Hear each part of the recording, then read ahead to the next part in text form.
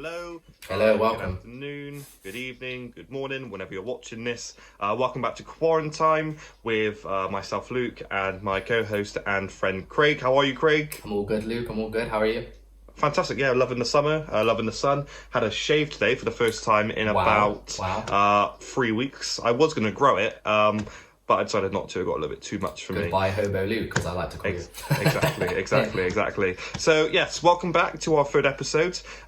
Shout out, firstly and foremost, thank you so much to everybody who has watched our channel or watched our podcast so far, who has subscribed. We've got about 15 now, I think, Craig. 15, which is... well, I mean, considering this was just meant to be a bit of fun, 15, I'll take it so far, so thank you for that. Really appreciate it.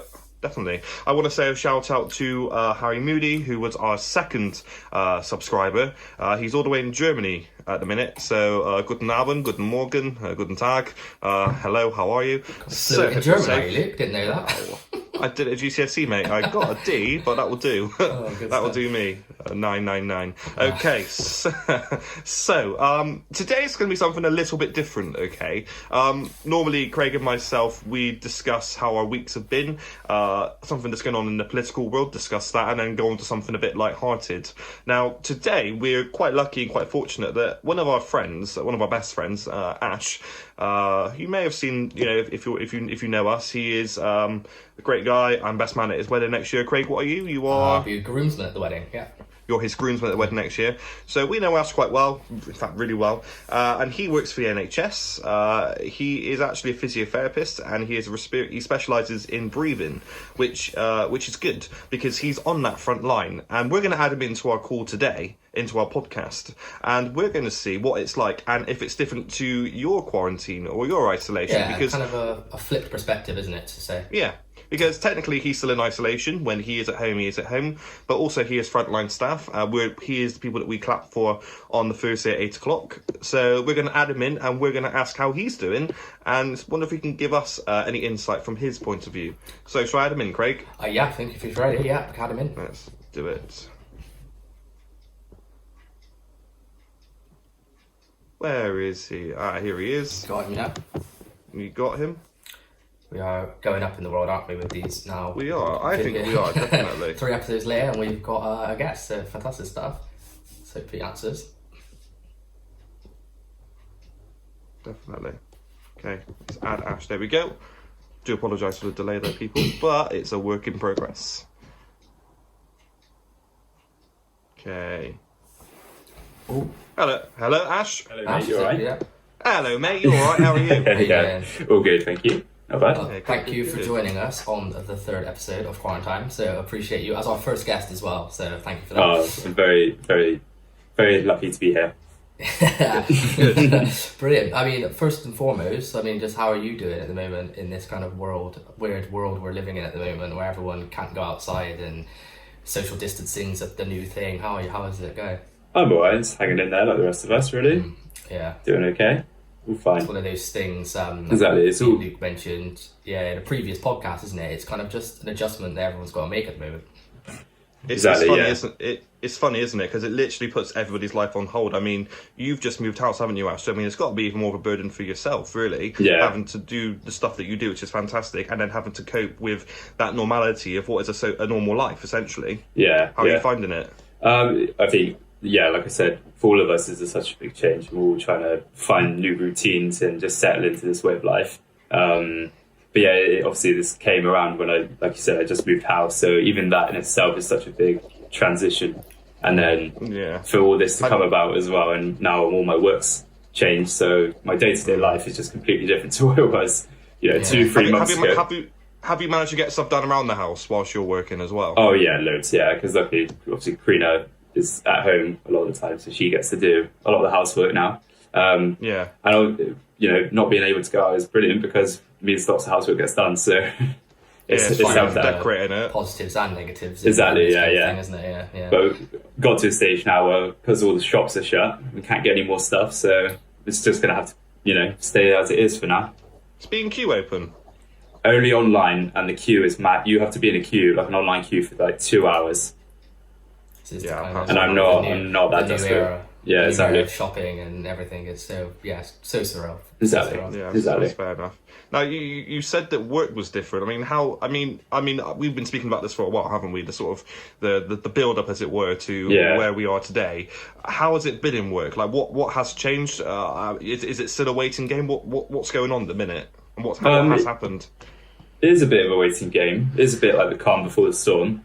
So for about 5 or 6 weeks, we've been preparing for this, and everything has changed. All our normal team structures and routines and all the policies and the normal thing we would do day to day has all changed. I suppose for me, probably one of the least affected, because I normally work in this area, so I haven't been moved. This is normal for me, like my day-to-day job. So what exactly do you do? I mean, we know what you do, but what is like your day-to-day? If you pick up your sheet and you see your patient, what is it that you sort of specialise in or do as such? So I've specialised in respiratory, so I'm a specialist respiratory physio day to day. So I see people with long-term respiratory conditions.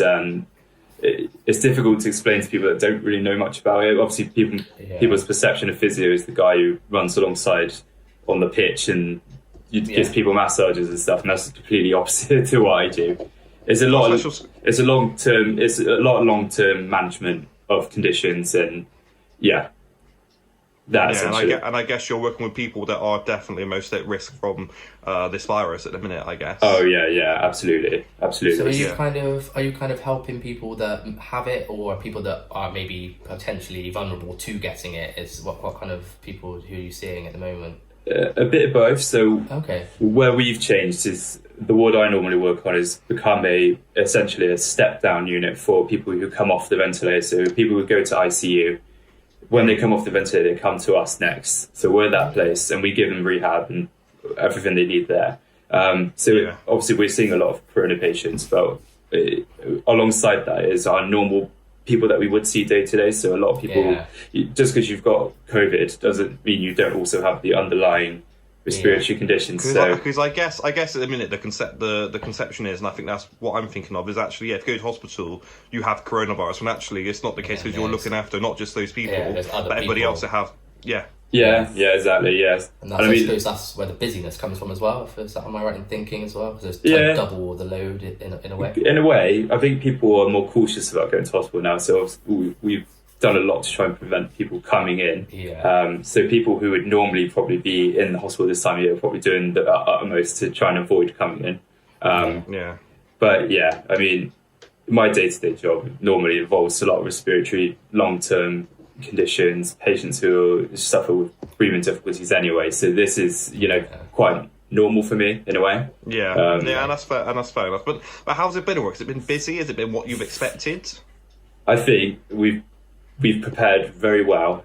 It is busy, but we're not, I think, as bad as some other areas. So when you watch the news and stuff, sorry. That's all right. When looking at the news last Friday, I think London and the Midlands were probably the most affected areas, and somehow we're still prepared, but not as bad as I think we expected to get. So, I just had a look actually. Sorry, Craig, you carry on. That's all right. I was just curious because obviously, as most people watching would probably know, but if you don't, we're all Bristol based, aren't we? I was just curious to see where the Southwest kind of stacks in comparison to the rest of the UK, because it's interesting, isn't it, to see the numbers compared to each other. Yeah, I think we're the lowest. There was a graph. There was a graph on BBC last week, and it said the Southwest was definitely the lowest. So I don't know if that's changed over the weekend, but you can type in your postcode for BBC and like whether how up to date or how factual it is. I assume it is quite factual and got quite information. But if you type in Bristol, there's 191 cases, which compared to London isn't that bad. And apparently in Bath there's only like 120. In the Bath region. I don't know how factual that is, but it is. Potentially link that if people wanted to have a little look at that. It'd be quite interesting, wouldn't it? Yeah, put that in the link actually. So it's quite an eye opener, isn't it, Ash? Yeah, definitely.